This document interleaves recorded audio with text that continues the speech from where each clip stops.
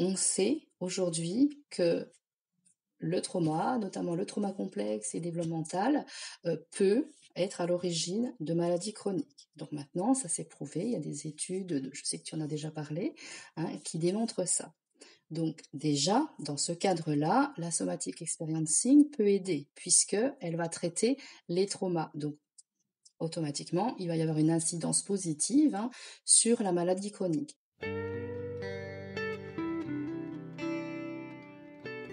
Bienvenue dans Pas de soucis, le podcast pour se libérer de l'anxiété avec Camille Thomas. Je suis Camille et avant d'être coach de santé, j'ai été une grande anxieuse. Je me suis libérée de l'anxiété le jour où j'ai compris que ce n'était pas dans ma tête. Pas de soucis, c'est le podcast pour celles et ceux qui sont fatigués par tout ce qu'ils ont essayé et qui savent qu'ils ont le pouvoir de guérir de l'anxiété naturellement. Alors si tu veux vivre sans anxiété et que tu as l'intuition qu'on ne t'a pas tout dit, ce podcast est pour toi. Je te retrouve tous les lundis pour explorer les pistes qui te permettront d'accéder au calme à l'intérieur de toi. Bienvenue Eva, bienvenue dans le podcast Pas de soucis, je suis hyper heureuse que tu aies accepté mon invitation. Ça fait un moment qu'on communique et puis on n'a jamais eu ce moment ensemble finalement et puis je me suis dit pourquoi ne pas faire profiter à tout le monde de notre conversation qui va être, j'en suis sûre, hyper riche. Et puis je voulais te poser quelques questions sur le somatic experiencing dont on va parler aujourd'hui. Donc voilà, bienvenue déjà. Est-ce que tu peux nous en dire un peu plus sur toi Eva ? Ou est-ce que tu pratiques peut-être depuis combien de temps ? Ouais. Ok, d'accord. Déjà, je partage ton enthousiasme, Camille, vraiment, parce que moi, je t'ai découverte par les réseaux sociaux, par le contenu de qualité qui m'a tout de suite parlé, qui a fait écho, et vraiment, voilà. Donc, je suis super ravie d'être là.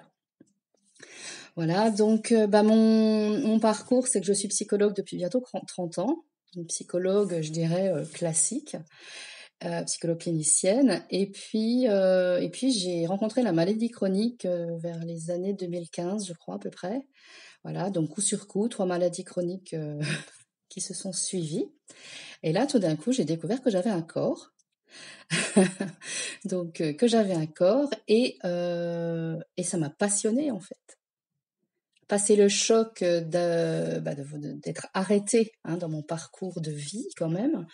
Je me suis renseignée puisque c'était des maladies à l'époque pas super connues, l'endométriose, la fibromyalgie et le syndrome de fatigue chronique.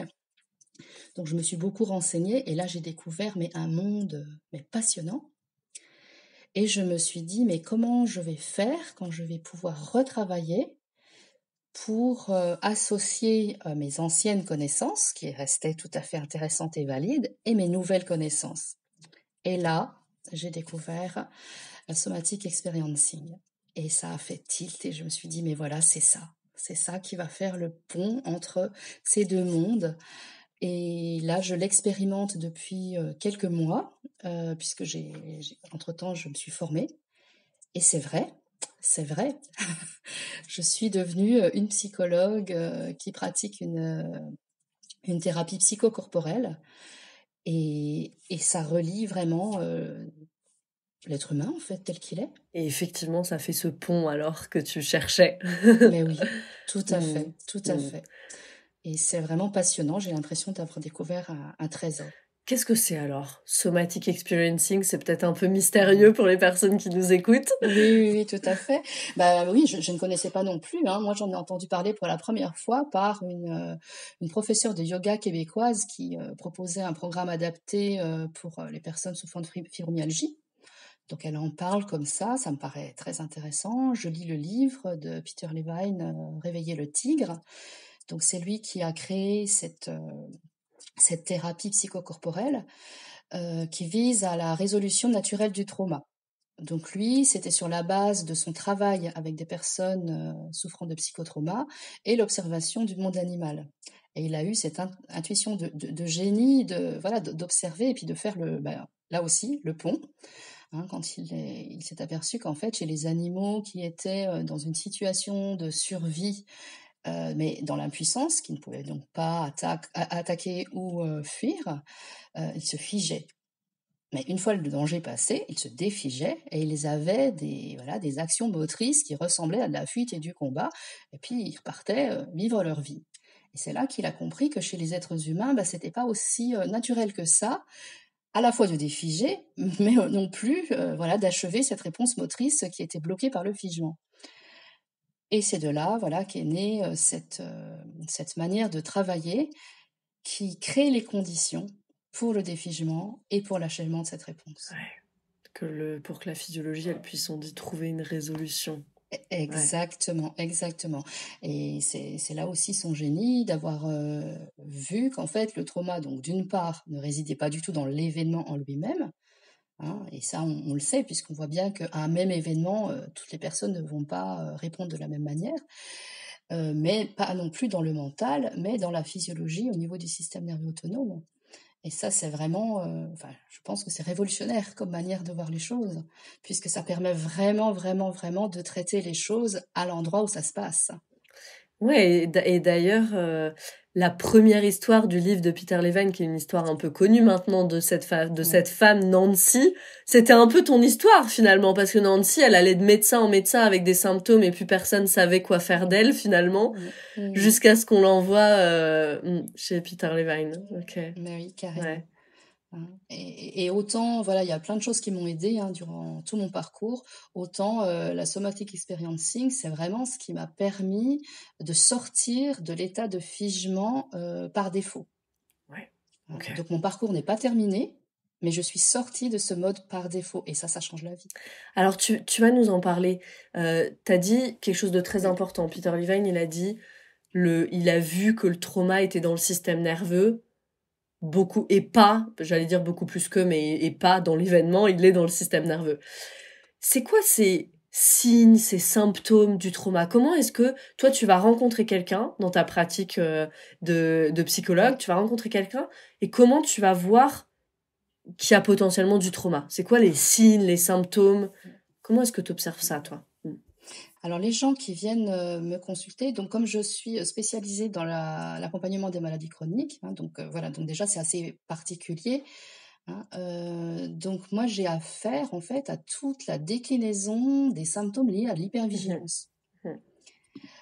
Donc ça peut être du stress chronique, de l'anxiété chronique, des douleurs et des tensions chroniques, des blocages, hein, puisqu'on sait que le système nerveux, tout ce qui est familier est sécure, même si c'est pas bon pour soi, c'est comme ça. Donc beaucoup de gens qui sont bloqués dans leur parcours de psychothérapie, voilà. Et puis ça va jusqu'à la fatigue chronique où là il n'y a plus d'énergie dans le système. Ok. Tu nous l'as déjà un petit peu dit, mais qu'est-ce qui différencie alors la somatic experiencing d'une thérapie classique? Qu'est-ce qui se passe dans une séance de somatic experiencing? Parce que je pense que les personnes, elles se demandent en disant, ok, c'est un magnifique pont, bon, qu'est-ce qu'on fait concrètement?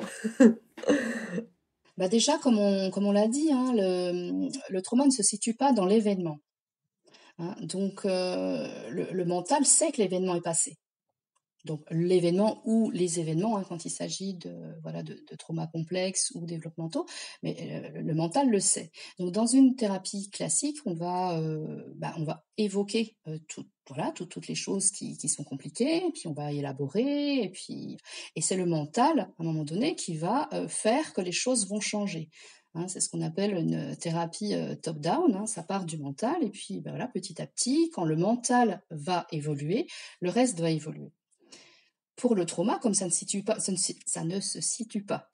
au niveau du mental, ça ne fonctionne pas vraiment bien cette manière de travailler. Donc dans une séance de somatic experiencing, on va partir de l'endroit où se situe le trauma, c'est-à-dire dans le corps. Alors on va pas y aller comme ça, donc quand tu me demandes comment se passe une séance, le maître mot de la somatic experiencing, je crois que c'est la sécurité. Donc c'est vraiment comment on va créer les conditions de sécurité et de ressources nécessaires et suffisantes pour aller travailler ce qui est encore compliqué. Donc pour ce faire, déjà ça va passer par la relation thérapeutique. Hein, prendre le temps d'entrer en relation, prendre le temps de se sentir à l'aise, voilà. Et ensuite, ça va être tout un cheminement pour que la personne puisse avoir accès à la conscience corporelle de ce qui est en train de se passer en elle. Hein. Alors souvent, quand les personnes arrivent, c'est plutôt tout est un peu activant. hein. Donc ça va être comment créer des conditions de sécurité, comment aller plus tôt vers la ressource. Et les personnes sont toujours assez surprises de voir qu'il y a toujours en elles, quelque part, un endroit où c'est agréable, où ça va pas trop mal. Simplement, le trauma fait que on perd de vue cet aspect-là, hein. Dans le trauma, on est orienté danger, hein, et donc à la sécurité, on n'y a plus accès.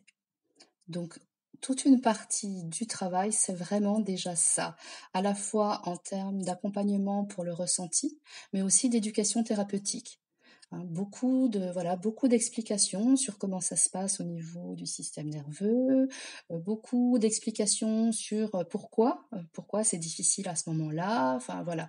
Et tout cet accompagnement va permettre que la suite se passe. Ouais, moi je suis fascinée dans les modules de somatic experiencing et même à l'extérieur quand on va chercher ça, chercher ses ressources, qu'on ralentit assez pour pouvoir aller chercher ses C'est ressources, ça.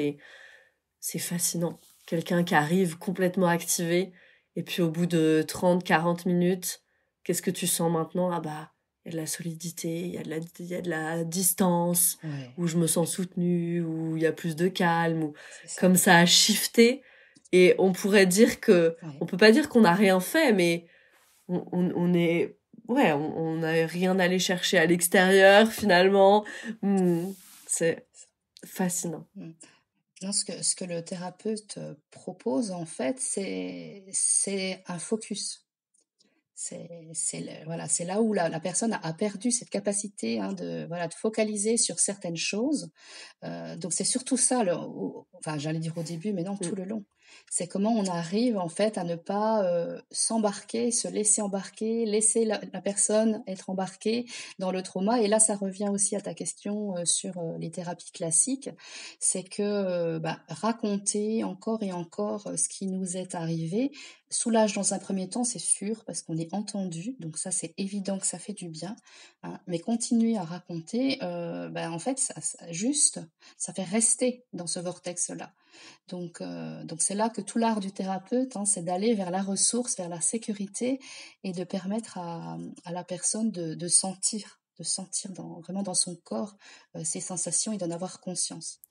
Ouais, et peut-être pour les personnes qui nous écoutent, parce que moi, c'est une question que je m'étais un petit peu posée, ça, tu sais, quand on commence à étudier le système nerveux et s'intéresser à ces sujets-là, on peut entendre des choses du type, voilà, on va se retraumatiser si on n'arrête pas de raconter toujours la même chose. En fait, plus que ça, peut-être là, on peut être un petit peu plus précise et dire, en fait, on va réactiver. À chaque fois, finalement, il y a C'est cette ça, même activation. Et en c'est ça. somatic experiencing, on apprend, on est formé à traquer la physiologie et on peut vraiment le C'est voir. ça, Et donc peut-être pour les c'est ça. personnes, si vous voulez savoir un peu plus concrètement Mm. de quoi on parle, regardez-vous même dans un miroir quand vous re-racontez quelque chose. Les mains qui Ouais, bougent et le visage qui devient un c'est petit ça. peu plus rouge. Il y a cette La activation. crispation, Ouais. Et donc tout à et donc fait. ce qu'on fait en somatic experiencing, c'est qu'est-ce qu'on fait? On vient ressourcer ça, on vient calmer ça, calmer Mm. le jeu de C'est l'activation, on ça. pourrait le dire ça si on, en termes pas très Ouais, c'est ça. scientifiques. Oui, oui, non, mais de toute façon, oui, c'est vraiment ça. C'est comment on permet à la personne de prendre le temps. Donc ça déjà, ça aide à ne pas s'embarquer trop vite. Ensuite, à repérer ce qui est en train de se passer chez elle, hein. Et ça, en le repérant simplement, en expliquant aussi ce qui est en train de se passer, ça permet de sortir un peu de la notion de danger, Mm. hein, de dire ah bah oui c'est normal puisque je suis en train de repenser à ça, voilà je m'active, je me recrispe, mais c'est normal. Ensuite, c'est aussi d'ancrer la personne dans l'ici et maintenant, hein, de pouvoir dire ce que vous êtes en train de vivre. Ça, c'est un de mes formateurs qui disait ça. C'est 100% désagréable, mais c'est 0% dangereux dans l'instant présent, hein. Mm. Donc ça aide aussi à réancrer les choses dans le présent. Et ensuite, c'est aussi d'aider les personnes à réutiliser les ressources qu'on aura pu mettre en évidence au début des séances. Voilà, est-ce que la personne sent toujours cette partie où c'est agréable? Est-ce qu'elle sent toujours le support? Voilà. Et Et rien que de faire ces petits allers-retours permet d'aller de façon sécure, toujours un petit peu plus loin dans l'activation. Et donc, on va aller toujours un petit peu plus loin dans l'activation jusqu'à ce que la physiologie, elle trouve cette fameuse résolution. C'est bien ça? C'est ça. Ok. Donc en fait, à chaque étape, donc en fonction voilà, du moment dans lequel on se trouve, à chaque étape, il va se passer quelque chose. Donc soit ça va être du défigement, simple, entre guillemets, quelque chose va se défiger, donc ça veut dire ça permet d'aller un peu plus loin. Dans l'activation, soit, et je pense que c'est à ça c'est ça que tu évoques, à un moment donné, va se trouver une situation, un moment, quelque chose, une activation qui est un peu bloquée. Donc là, notre rôle en tant que thérapeute, c'est d'aider la personne à trouver la ressource manquante qui va lui permettre d'achever, voilà, de résoudre ce qui est en train de se passer. Donc la ressource manquante, voilà, je pourrais en citer, mais en même temps, c'est pas utile, dans le sens où, et ça c'est magique, c'est que les personnes, quand tu les sollicites à trouver une ressource manquante, eh ben, leur inconscient leur fait trouver des trucs, mais c'est génial. Incroyable. Et toujours Incroyable. tellement pertinent en plus. Mais c'est ça, c'est ça. Et c'est pour ça qu'en fait, le thérapeute, là, alors parfois, on essaie de donner des exemples quand la personne n'a pas trop de cette mécanique. Au début, on dit, ben voilà, si tout était possible, voilà, qu'est-ce qui pourrait arriver, vous pourriez utiliser telle chose et tout. Et là, top, la personne va trouver un truc auquel nous, on n'aurait jamais pensé, mais c'est le truc dont elle a besoin pour avoir suffisamment de ressources pour passer voilà, le moment difficile que jusque-là, elle n'avait pas pu passer et qu'elle avait résolu par le figement. Et donc, quand on dit aider la personne, du coup, à arriver à cette résolution, donc compléter le processus finalement, ça peut être, par exemple, pour donner des choses un peu concrètes, tu vois, ça peut être, par exemple, oui. Dans cette situation, j'aurais voulu m'enfuir, mais j'ai pas pu. Voilà. Ouais. Voilà, par exemple, ou imaginez si tout était possible, qui aurait pu vous aider dans cette situation? Une personne réelle, imaginaire, du passé, voilà. Ça peut être comme tu disais, donc un mouvement de fuite ou de combat. Ça peut être un objet. Voilà, il y a des gens qui vont pouvoir dire, bah moi, voilà, ce dont j'aurais eu besoin, c'est d'une protection comme ça autour de moi, des murs très solides, voilà. Donc dans un premier temps, ça fait fonction de ressources manquantes et on aide la personne à sentir ce qui se passe en elle quand cette ressource est là. Donc c'est dans son imaginaire, mais voilà, le cerveau fait pas la différence à ce moment-là. Et en termes de sensation, elle va ressentir quelque chose, soit d'apaisant, soit d'énergisant, qui va lui donner l'énergie de faire plus après, etc. Et c'est vraiment dans cette conscience des sensations corporelles que va vraiment résider la résolution. Parce que c'est en sentant ce que ça produit en elle que ça va lui permettre soit d'aller au bout, quand on en est déjà là, soit d'avancer encore, de faire encore un pas plus loin dans ce qui était bloqué. Je reviens sur les maladies chroniques. Tu as dit que tu étais spécialisée dans les maladies chroniques. Oui. Le lien. Oui. On fait du lien, là, aujourd'hui. Entre somatic experiencing et les maladies chroniques, comment la somatic experiencing, ça, c'est une modalité qui peut aider avec les maladies chroniques. Et peut-être avant ça, est-ce qu'on a besoin de parler un petit peu du système nerveux en lien avec les maladies chroniques, peut-être, ou du trauma en lien avec les maladies chroniques, si on veut donner un peu de contexte? Absolument. Justement. Donc, comme je le disais au début, la somatic experiencing, c'est une thérapie du trauma. On sait aujourd'hui que le trauma, notamment le trauma complexe et développemental, peut être à l'origine de maladies chroniques. Donc maintenant, ça s'est prouvé, il y a des études, je sais que tu en as déjà parlé, qui démontrent ça. Donc déjà, dans ce cadre-là, la somatic experiencing peut aider, puisqu'elle va traiter les traumas. Donc automatiquement, il va y avoir une incidence positive sur la maladie chronique. Je ne dis pas que ça va la guérir, parce que ça va vraiment dépendre de la maladie. Il y a des maladies, une fois qu'elles sont enclenchées, voilà, la physiologie, la biologie est détraquée, voilà. Donc on peut pas tout résoudre, mais en tout cas, ça va avoir une incidence positive. Donc ça, c'est dans le cas où c'est le trauma, enfin les traumas qui peuvent être à l'origine, une des origines, pour être plus juste. Voilà. Et il s'avère que vivre avec une maladie chronique est traumatique. Parce que vivre avec une maladie chronique, c'est avoir besoin d'énormément de ressources. On ne se rend pas compte quand on n'est pas confronté à cette situation. Quelle que soit la maladie chronique, ça demande énormément de ressources pour gérer la maladie au niveau vraiment biologique déjà, mais pour vivre sa vie avec la maladie chronique, pour vivre avec les soucis que vont engendrer la maladie chronique. Donc à un moment donné, les personnes vont passer en mode survie parce qu'elles seront à bout de ressources, complètement submergées. Et là, le mécanisme de protection du système nerveux va se mettre en marche automatiquement. Et heureusement, je dirais, parce que c'est plus possible. À ce moment-là, vont se développer des symptômes, donc en plus de la maladie chronique, qui vont être autour, comme je disais, du stress, de l'anxiété, de la fatigue chronique, des douleurs et des tensions. Et c'est à cet endroit-là que la somatic experiencing peut être utile pour aider l'organisme à désactiver ce mode survie de figement et pour que la personne puisse retrouver une capacité de régulation pour processer au fur et à mesure les choses avec la maladie chronique. Donc là, tu nous as parlé de la maladie chronique, on a parlé du concept de ressources. Tu as pas mal parlé des ressources. On aide la personne à aller chercher les ressources manquantes. Peut-être que ça peut sembler un peu abstrait, ces ressources. Qu'est-ce qui pourrait être une ressource, par exemple, une personne qui peut-être dans son quotidien voudrait multiplier un peu les ressources? Ça peut être intéressant, ça. Ça pourrait être quoi, une ressource?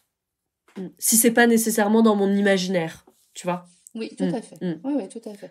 Déjà, une ressource, globalement, c'est tout ce qui va apporter un peu plus de pouvoir d'agir à la personne.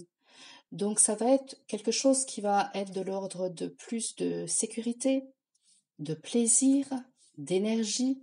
Donc, après, chaque personne va pouvoir trouver dans son quotidien et même assis quand on est en séance, trouver moi, par exemple, quand je regarde la nature, ça me fait quelque chose où vraiment au niveau de mes sensations, il y a une expansion, il y a de l'énergie. Ça, c'est une super ressource. Voilà. Il y a une autre personne qui va pouvoir dire, moi, c'est quand je danse. Quand je danse, ça me met tout de suite dans un état qui m'énergise, qui me donne de la fluidité. Ça, c'est une ressource. Voilà. Un animal de compagnie. Des grandes ressources, les Mais animaux. oui, absolument, absolument. Mais oui, un animal de compagnie, des moments avec des personnes, qu'on apprécie, des moments aussi juste de douceur en solo, un bain pour ceux qui aiment prendre un bain, un chocolat chaud, si tu vois à qui je pense. Pas du tout. Voilà. Donc il est vraiment, vraiment possible de trouver ces ressources dans son quotidien. Et c'est là où vraiment le trauma masque tout ça. Parce qu'en fait, même quand on va très, très, très, très, très, très mal, il existe toujours un petit quelque chose. Alors, c'est pas un petit quelque chose magique qui va vous changer la vie, mais c'est un petit quelque chose qui va permettre, l'espace d'un instant, à votre système nerveux, de désactiver un petit peu. Et puis, surtout, parce qu'on parle du système nerveux sur le versant protection, mais on oublie toujours que le système nerveux, il a un versant de récupération. Et c'est ce dont nous prive le trauma. hein. Il nous prive de ce versant-là où ça se désactive suffisamment pour qu'on puisse se ressourcer, pour qu'on puisse se récupérer. Alors, c'est très très important de chercher des ressources dans notre quotidien. Ça nous empêche de se ressourcer, de récupérer et au niveau physiologique, de se régénérer aussi concrètement. C'est ça. Et c'est pour ça que c'est le cercle vicieux, dérégulation, Absolument. maladie chronique. C'est un sacré cercle Absolument. vicieux. Mais oui. Donc c'est pour ça que tu as raison, hein, vraiment d'insister sur cette importance des ressources, hein, à la fois dans le travail, évidemment en thérapie, mais aussi dans le quotidien. Ouais, dans le quotidien. Et puis peut-être l'importance de pas le faire de façon, en anglais j'ai ce mot mindless, tu vois, sans y prêter d'attention. Aller dans notre ressource en y prêtant de l'attention, justement. C'est ça, c'est ça. Voilà, de toute façon, moi ça a été vraiment le grand enseignement de l'ASE, c'est cette conscience des sensations, hein, et pas juste donc de vivre, ce qui est déjà énorme, hein, de vivre des choses, hein, voilà. Mais parfois on a besoin en plus de les vivre, hein, vraiment d'en avoir conscience. Et moi ce que je demande toujours à mes patients, c'est mais qu'est-ce qui vous indique dans votre corps que c'est bon là, que c'est agréable, que c'est sécure? C'est une gymnastique, hein, parce qu'on n'a pas enfin voilà, c'est pas un vocabulaire, c'est pas voilà, une langue qu'on connaît vraiment, mais ça change tout. Parce que quand on est, moi je sais que c'est l'océan, donc quand je suis au bord de l'océan et puis que je regarde l'océan et que je respire l'océan, c'est super. Et quand je prends conscience de ce qui se passe dans mon corps, quand je suis en train de faire ça, tu vois, rien que de t'en parler, déjà, voilà, il y a de l'expansion qui vient, la respiration n'est déjà plus la même, elle est beaucoup plus large, voilà. Et c'est ça qui va faire la différence. C'est intéressant que tu parles de langage, parce que moi, la question que je dis tout le temps vraiment avec ces mots, c'est comment est-ce que tu peux me le traduire en sensation, tu vois? Je dis ça parce que quand on me dit je suis apaisée, je suis détendue, ça veut pas dire la même chose pour toi que pour moi dans nos corps. Donc comment tu me traduis en sensation? Je suis détendue, je suis apaisée, je suis bien. Ouais. Et c'est vrai, c'est vraiment comme un alphabet, hein. On apprend Absolument. le langage du système nerveux, ouais. Ce travail au niveau du système nerveux, il peut être douloureusement long, je vais le dire comme ça parfois. T'as dit tout à l'heure, c'est pas une petite chose qui va vous sauver, ok, c'est un travail, je vais peut-être pas dire de longue haleine, mais c'est un peu quand même rude, mais à long terme, en tout cas, ce travail de régulation du système nerveux, c'est un travail qui marche, c'est sûr, mais c'est un travail à long terme. Pourquoi c'est important de le prendre par petits bouts?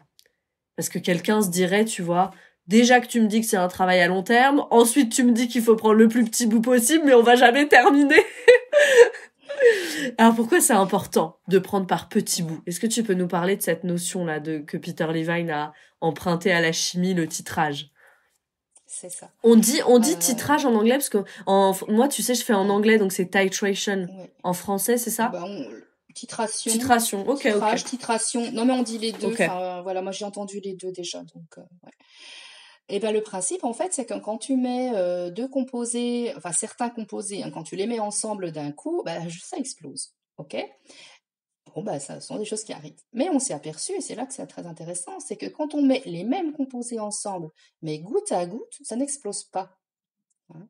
Donc ça, c'est vraiment le principe, quand je disais tout à l'heure que la somatic experiencing, c'est une thérapie d'exposition. Hein, donc ça, c'est vrai, on va être exposé à la situation, enfin pas à la situation, mais à l'activation que la situation a provoquée, mais de façon titrée. C'est-à-dire qu'on va y aller morceau par morceau, pour la bonne raison que l'idée, c'est d'une part d'avoir suffisamment de ressources, puisque la première fois, si on a figé, c'est qu'on n'avait pas suffisamment de ressources, donc soit de ressources internes, soit de solutions externes, mais on a été submergé parce qu'il n'y avait pas suffisamment de ressources. Donc la première chose, c'est qu'il faut qu'il y ait suffisamment de ressources. On a dit que dans la maladie chronique, il y a très très peu de ressources disponibles, puisqu'elles sont utilisées pour tellement d'autres choses. Donc déjà, c'est pour ça déjà, petit morceau, en fonction de l'état des ressources. Et ensuite, l'idée, c'est bien de ne pas réactiver le système de protection. Donc si on prend un trop gros morceau, qu'est-ce qui va se passer? Automatiquement, et je dirais normalement et logiquement, hein, le système va se réactiver en protection. Et puis là, on aura juste perdu du temps parce qu'il va falloir refaire le chemin et puis redécouper, etc. Donc c'est très très important et le thérapeute est très vigilant à ça, de voilà, d'observer que l'activation, elle est supportable, hein, donc suffisante pour avancer, mais supportable au regard des ressources disponibles. Voilà. Et donc c'est pour ça qu'effectivement c'est long. Mais je précise quand même que quand on a vécu par exemple 35 ans de trauma développemental, on va pas avoir besoin de 35 ans pour tout reprendre, chaque morceau, chaque morceau. C'est pas comme ça que ça se passe, hein. Le défigement intervient au niveau du système nerveux et donc pas au niveau des événements, donc déjà. Et puis un défigement c'est comme si ça ouvrait une porte en fait. Donc la porte, une fois qu'elle est ouverte, voilà, il va y avoir plus de ressources, il va y avoir plus d'énergie. Donc le morceau suivant, voilà, on va pouvoir prendre peut-être un plus grand morceau, enfin, etc. Donc c'est un travail qui est exponentiel, hein. Donc ça permet aussi de pondérer un peu cette idée de longueur, hein. On ne va pas avoir besoin d'autant de temps que les choses se sont mises en place, quoi. Ça, c'est rassurant. C'est Mais, rassurant. mais, mais, mais ça reste long, c'est vrai que ça reste long, hein. Mais l'idée, c'est vraiment de veiller à ne pas aggraver la situation, à ne pas faire, voilà, réactiver des choses. Mais, et c'est ça qui est fascinant quand on pense que le trauma est dans le système nerveux, dans le sens où la personne, elle peut venir même avec une activation qui est actuelle. Je sais pas, je me suis disputée Mhm. avec un tel, et on va travailler avec ça. Et en travaillant avec ça, finalement, on travaille sur tout le système. Donc on peut presque dire C'est que, ça. en travaillant avec l'activation actuelle, on travaille avec le passé aussi, en fait. Mais de toute façon, on ne travaille que avec l'activation Ouais, actuelle, ouais, hein. C'est-à-dire que la trace qu'a laissé le trauma est une activation actuelle. ouais. Donc de toute façon. Et là où tu as complètement raison, c'est qu'en fait, euh, moi, il y a des fois, il y a des gens, ils viennent et ils me disent qu'ils n'ont pas de sujet précis pour cette séance. Donc on va juste travailler avec comment ils sont là tout de suite. Ouais. Et puis effectivement, il y a des choses qui vont défiger, voilà. Et puis après, ça va faire des liens ou pas, mais ça va quand même travailler. Le système nerveux enfin la physiologie va évoluer. Et ça m'amène à ma question suivante sur: est-ce que tu peux travailler avec quelqu'un en somatic experiencing sans connaître son histoire? Parce que moi, il y a pas mal de personnes qui viennent à moi et qui me disent: Camille, je sais pas si je peux faire le travail avec toi parce que moi, je me souviens vraiment de pas grand-chose de mon enfance. Alors, d'où ma question: est-ce que, voilà, quelqu'un qui vient à toi, qui est activé, tu connais pas l'histoire, est-ce que tu peux faire quelque chose pour cette personne, avec cette personne? Alors la réponse c'est oui, c'est un grand oui, hein, parce que effectivement, on travaille sur l'activation. Donc que la personne sache ou non pourquoi elle est activée comme ça, finalement c'est pas tellement le sujet, hein. Donc on va partir de l'activation, donc on va faire tout le travail de sécurisation, de créer les conditions, de ressources, etc. Et ensuite on va travailler petit morceau par petit morceau l'activation.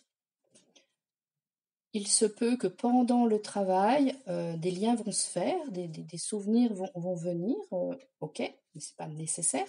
Et puis parfois c'est pas le cas, mais le travail sur l'activation, le travail sur la physiologie, va permettre qu'en fait un défigement se produise, qu'une réponse de combat s'achève et que le trauma, il est résolu, hein. Et sans qu'on ait su exactement le pourquoi du comment la personne s'est retrouvée dans cette situation de figement.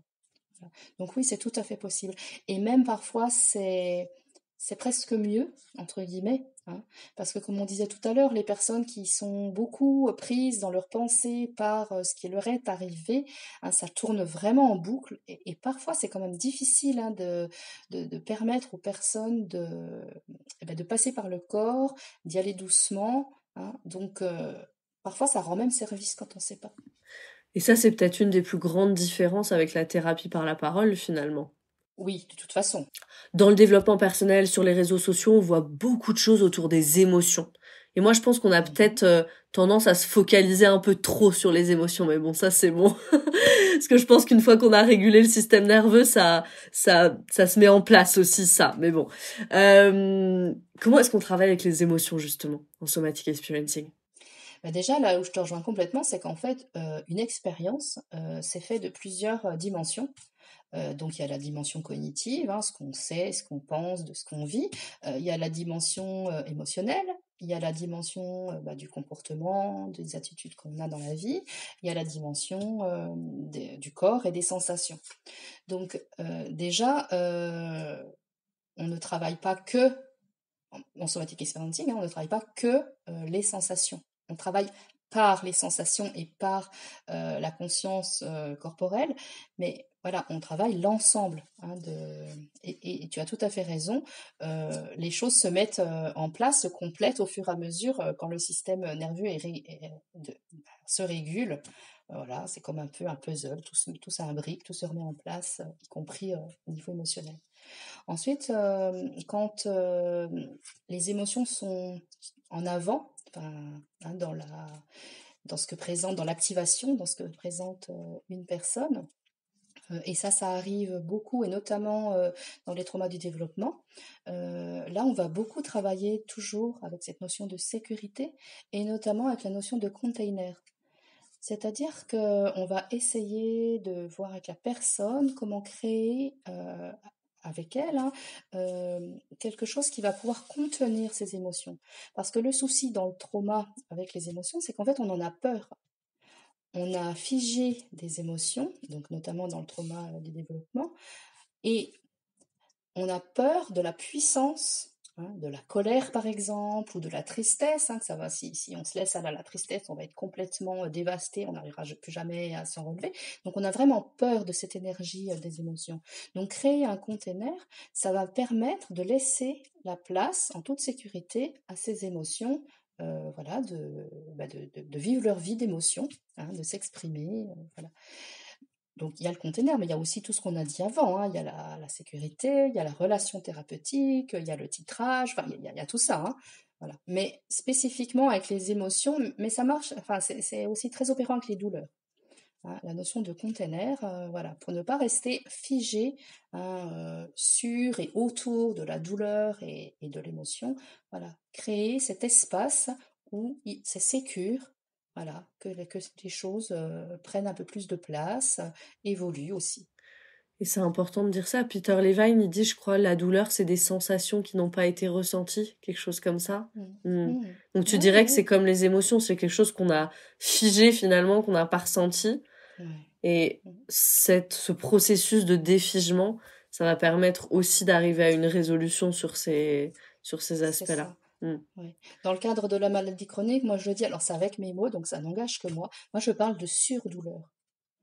Dans le sens où il y a des douleurs liées, hein, voilà, à la maladie, à ce qui se passe et tout. Et après, il y a la réaction qu'on va avoir sur la douleur, hein, cette constriction autour de la douleur, ce figement. Et c'est à cet endroit-là que la somatique peut vraiment aider. Avec ce sujet des douleurs, je fais le lien peut-être avec certaines craintes que des personnes pourraient avoir avant de commencer ce travail en somatic experiencing, en se disant ouh là là, ça va aider avec la douleur, est-ce que je vais devoir ressentir la douleur, est-ce que je vais devoir revivre mes traumas, est-ce que je vais ressentir toute cette énergie des émotions dont j'ai peur, dont tu parlais. Donc c'est quoi un petit peu les craintes, toi, que tu rencontres peut-être des personnes avant de commencer ce travail, et est-ce qu'on peut lever certaines craintes peut-être? Ouais, ouais, ouais. Déjà, je pense qu'il y en a certaines qui ont déjà été un peu levées avec ce qu'on a dit jusque-là, mais effectivement. Alors, il y a la crainte de ne pas avoir accès. Hein. Comment je peux travailler en SE si j'ai pas accès à mes sensations corporelles, si j'ai pas accès à mes émotions, etc. Donc il y a cette crainte-là.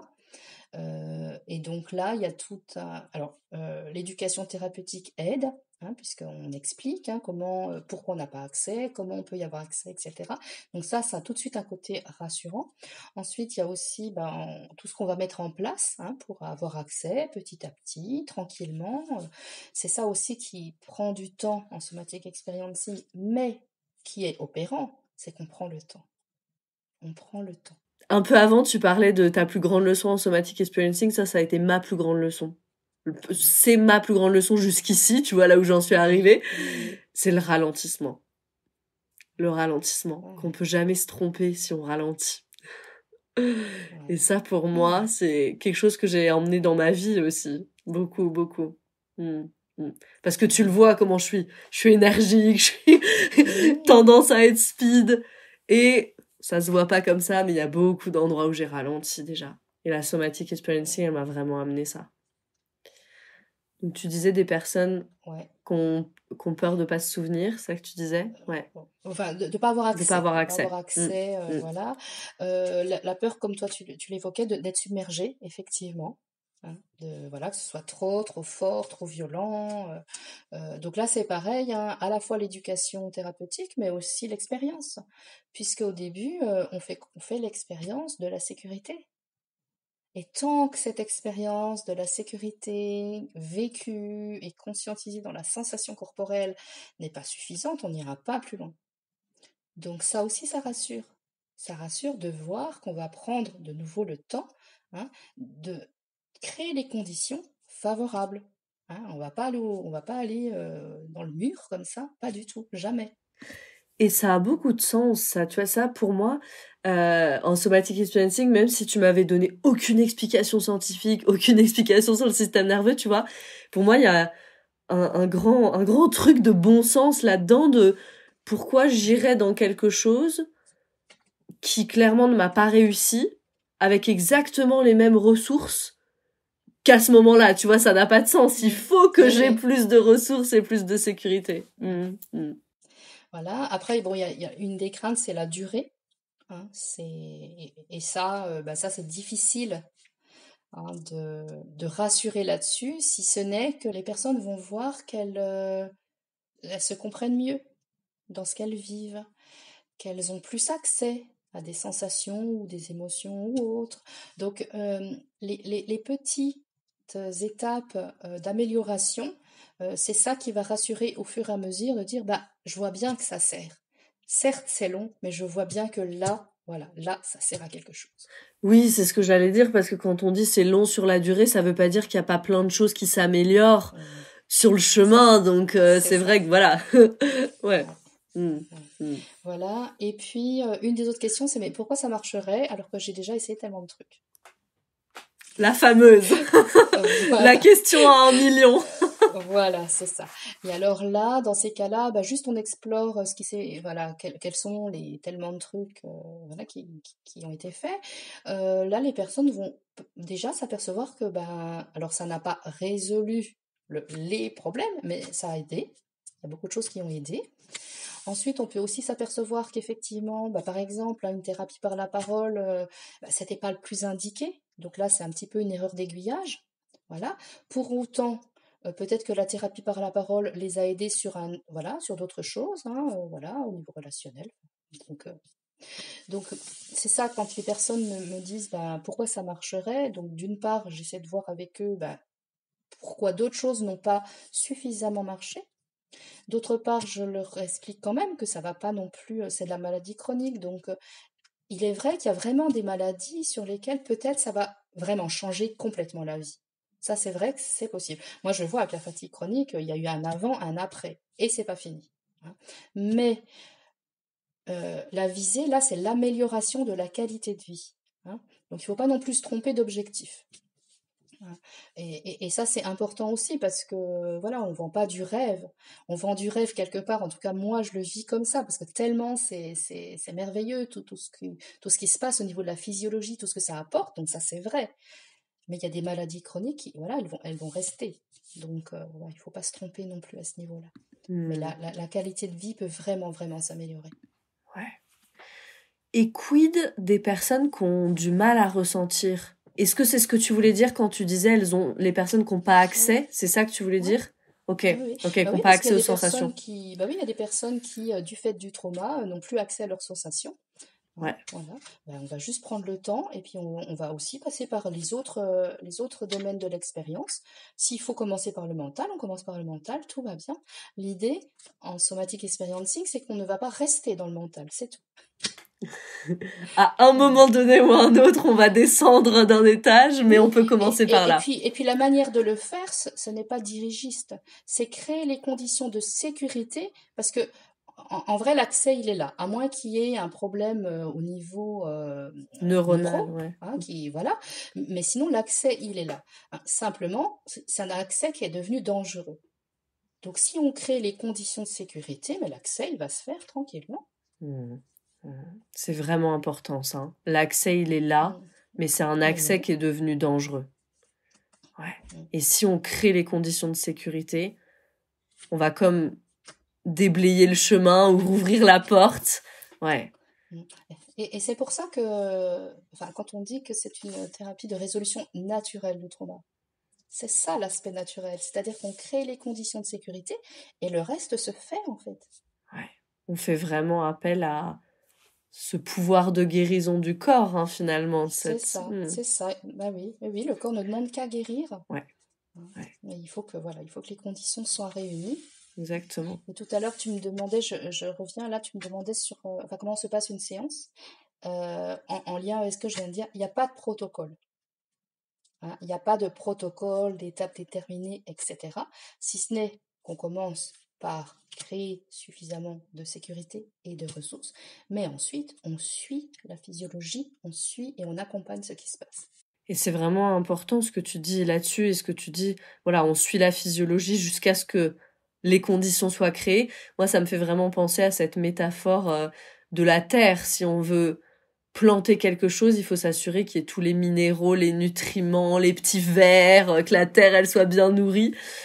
Et puis c'est peut-être le problème, voilà, on va dire, peut-être certaines modalités qui cherchent à planter des choses dans une terre qui est pas encore fertile. Et c'est là, je trouve, où c'est très différent en somatic experiencing. On prend le temps de fertiliser ce sol pour pouvoir voilà, planter et que pousse ce qu'il y a à pousser finalement. Ouais. Ok. Est-ce que tu as d'autres choses à ajouter, Eva? Oui, peut-être de dire que la somatic experiencing est une thérapie du trauma. Et que quand on a travaillé les traumas, que les choses sont suffisamment résolues, parfois ça ne suffit pas. Parce que ce n'est pas ça qui va rendre accessibles les compétences qu'on n'a pas acquises du fait du trauma. Donc que ce soit des compétences pratico-techniques ou relationnelles. Et c'est là qu'il peut y avoir besoin, en complément, d'un accompagnement psy sur le versant psychoaffectif ou d'un accompagnement tel que tu le proposes pour acquérir des compétences de comment on fait. Une fois que l'accès à la régulation est ouvert, comment on fait? Comment on fait pour, une fois qu'on sait que là, oui, d'accord, on est activé, qu'est-ce qu'on peut mettre en place, etc. Quand on sent qu'on est en train d'être activé par quelque chose, comment on fait au niveau relationnel pour, des fois, il y a besoin en plus, en complément, de ce type d'accompagnement. Okay. Et ça, c'est pareil, dans l'idée de ne pas vendre du rêve, mais d'être honnête sur ce que la SE permet et ce dont on peut avoir besoin en complément. Je tenais à le souligner. Merci beaucoup pour ça et merci pour ce mot de complémentarité. Parce que je pense qu'on a souvent tendance à opposer, tu sais. Et moi, dans mon vocabulaire, j'essaie de plus en plus là dernièrement, je travaille un peu là-dessus. Au lieu de, souvent, il y a des phrases dans lesquelles on s'attendrait à ce qu'il y ait un mais. J'aime bien mettre un et à la place, tu vois, parce que souvent on se rend compte que le et il marche aussi en fait. Et tout aussi bien et même mieux. Donc merci pour cette complémentarité, c'est magnifique. Faites de la somatic experiencing et du yoga, somatic experiencing et de la thérapie, mais ajoutez des et dans votre vie. Merci pour ça. Et Eva, avant qu'on termine, est-ce que tu aurais une ressource, un livre, un podcast, quelque chose que tu aimerais partager avec les personnes qui nous écoutent? Oui, tout à fait. En dehors du tien, il y a une chaîne YouTube, celle de Aurore Glyfactory, qui, je trouve vraiment de très grande qualité. Elle est psychologue et elle essaie de de partager des apports en neurosciences et en psychologie pour mieux se comprendre et mieux se soutenir quand on souffre de maladies chroniques.